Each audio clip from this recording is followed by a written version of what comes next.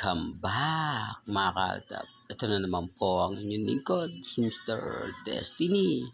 At magbibigay na naman tayo ng pinakamagandang update po ngayon sa social media. Ito yung pinaka-latest po na i-update natin. Sabi ko nga po sa inyo dito po sa channel ni Mr. Destiny, kung gusto nyo lang naman po ng pinaka-latest, abay pupunta lang po kayo dito po sa channel ni Mr. Destiny at updated po kayo.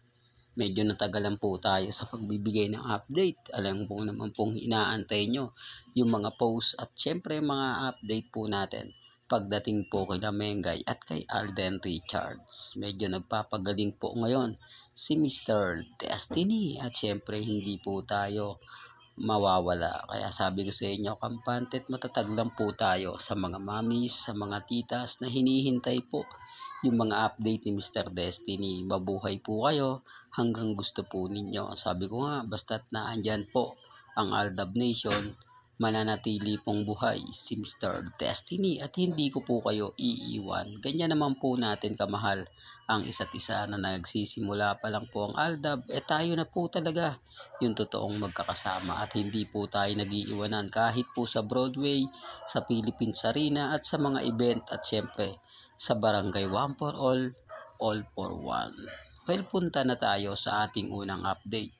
Ito nga po yung kumakalat na nakita nga po raw ang real life couple sa gathering mga kaaldab na magkasama nga po sila Mengay at yung mga anak niya. Ito common sense na lang po hindi na po mula sa akin ang galing yung mga ganyang balita. Di po ba? Sa iba yan nagpumutok. Sabi ko nga po sa inyo, mahirap po talaga kapag si Mr. Destiny. Dahil sasabihin po nila agad-agad, yan ang dilulo at kulto ng Altab. Kaya kapag sa kanya nang gagaling yung mga balita, sasabihin na agad akong fake news at paasa. Ngayon siguro tahimik po ako. Nakita nyo naman po na may gumalaw para po sa Altab Nation. May mga taong nagbibigay ng mga update, nagbibigay ng mga ganap. Lalo na nga po kala Mr. and Mrs. Paul Carson. O ngayon, nga po sila. Patunay lang po yan, tayo po hindi natitinag. Patunay po yan na malakas pa rin po ang fandom ng Aldab Nation. Kaya relax lang po yung iba. Normal lang po yung mga nakikita at nababasa ninyo. At least nakikita po natin na masaya ngayon sila Mengay at si Alden Richards. Lalo na po itong kumakalat na maraming main fanatics at syempre cut din ang asar na asar at syempre insulto po sa kanila yan. Po ba? Sabi ko nga po sa inyo, kita nyo naman po yung mga post ngayon na pumapabor po talaga para kina Alden at kay Main. Ito yung panalo. Real talk to mga kaaldab. Biglang umingay po yung pelikula nila Mengay at ni Alden Richards. Totoo naman po gagawa po talaga ng pelikula yan. Sabi ko nga po sa inyo, di po ba maaga pa lang sinabihan ko na po kayo na may pelikula nga po talaga na ginagawa si Alden Richards para sa Aldab. Ito po Mirad Corporation ni Alden Richards na kung saan siya po yung producer, siya na rin po yung director. O ba kaya pagkatapos po ng kumbaga project ni Alden sa mga commitment ni Alden sa ABS-CBN, sa GMA at sa mga bali-balita po sa social media, dito na po tayo po-focus. Di po ba? Focus po tayo sa pelikula ng dalawa. Sigurado yan, blockbuster yan mga kaaldab.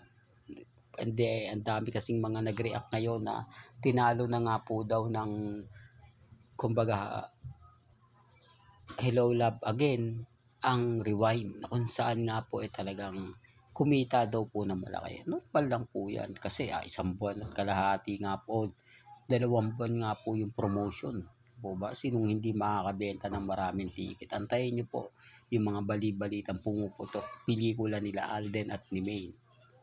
Baka sabihin nyo nag-react si Alden na hindi totoo yan, fake news yan, wala pong ganun din si Main, hindi po rin niya nagre-react kasi totoo po, nagagawa po sila. Kaya relax lang po tayo, mag-antay tayo kung ano na nga po ba talaga yung mangyayari o kung ano na po yung magaganap.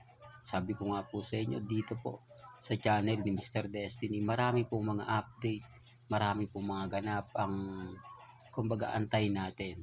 Diba? Kung ano yung sa palagay po ninyo na gagana, sa palagay po ninyo na kumbaga tatangkilikin, yan lang naman po yung inaabangan po lagi ni Mr. Destiny. Kumbaga sabi ko nga, kung ano lang po yung mga nababalitaan ninyo sa social media, napapakinggan, nababalitaan, relax lang. Ngayon, kampante po tayo, di po ba? Next project ni Alden at ni May, yan po yung tututukan natin. Diba? Sa ngayon mga kaaldab, yan lang muna yung makikita natin mga update patungkol po kay Lamengay. Sa Itbulaga po, medyo may problema nga po daw sa Itbulaga, pero kumbaga hindi natin yan focus kasi puro toxic po yung mga komento ron eh. Puro ganto ganyan, di po ba? Kaya nga po masaya ako dahil may kumakalat nga po talaga na totoo naman po. Kaya lang syempre kapag sa akin ka po nang galing na magkasama yung pamilya Paul Carson at pamilya Mendoza, eh talagang sasabihan nilang fake news. Eh pero sa iba nga po nang galing. Oh. Tapos yung pelikula nila Alden at Main, real talk yan. Antayin nyo pag natapos lahat ng commitment ni Alden at ni Main. Ni Alden sa kumbaga pagpasok ng 2024. Kaya relax lang po kayo. Pasensya na po kayo kung bakit tayo paulit-ulit para lang klaro, para lang po malinaw. At eto pong nakikita niyo psycho thriller na gagawin daw po ni Alden at ni ano ba yan, Mr. Destiny, nakakalimutan mo pa yung pangalan ni Nadine Lustre, mga kaaldab, na yung ito nga po, yung parang daraw daw po ito eh. Pero sabi ko nga po sa inyo, meron ng out of order na ginagawa. Pero mas ano daw to, mas thriller. Kumbaga parang isang, kung matatandaan nyo, di po ba, may pelikula po kasi si Nadine Lustre na deleted na talagang horror po yung dating, di po ba, na talagang pumatok at talagang kinagat po ng masa. Kung matatandaan nyo po yun, o kung fans po kayo ni Nadine Lustre, eh, alam nyo yung pinupunto ni Mr. Destiny, alam nyo yung sinasabi ko. Kaya ito daw po yung pinakamagandang gagawin. Ito'y base pa lang naman po sa mga komento. Base lang pa naman po ito sa mga nakikita natin. O ba, hindi pa naman tayo 101% sure, mga kaaldab, na ganyan yung tema. Pero tignan din natin kasi ito daw po yung talagang gustong-gustong gawin ni Alden Richards. Yung mga ganitong pelikula na talagang inaabangan at talagang kumbaga gusto mong mapanood, gusto mong makita, di ba? Kaya sabi ko nga po sa inyo, marami ba po tayong update na ibibigay, kumbaga habang nagpapagaling si Mr. Destiny, eh, pa isa-isang video lang po muna tayo.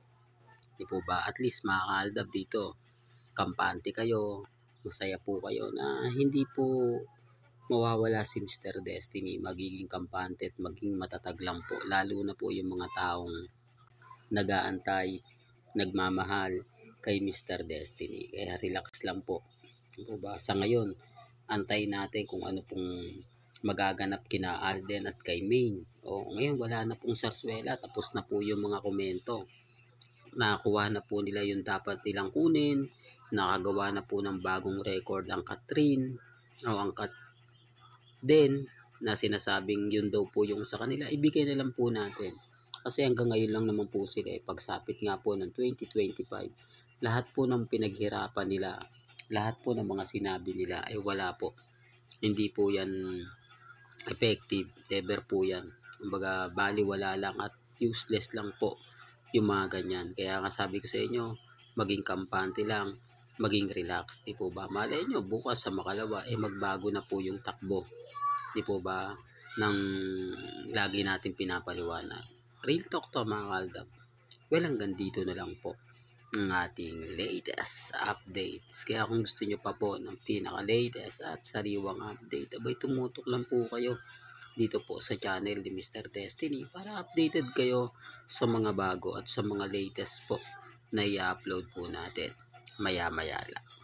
Kaya kung bago ka lang sa channel na to at isa kang true-blooded Aldab Nation na nagmamahal kina Mengay at Isoy, tama po ang channel na pinuntahan mo. Kaya consider na po kitang bagong subscriber. At huwag mong kalimutang i-share ang mga video po natin sa mga mami, sa mga titas, at sa mga senyor. Hanggang sa muli, salamat po sa panonood at pakikinig.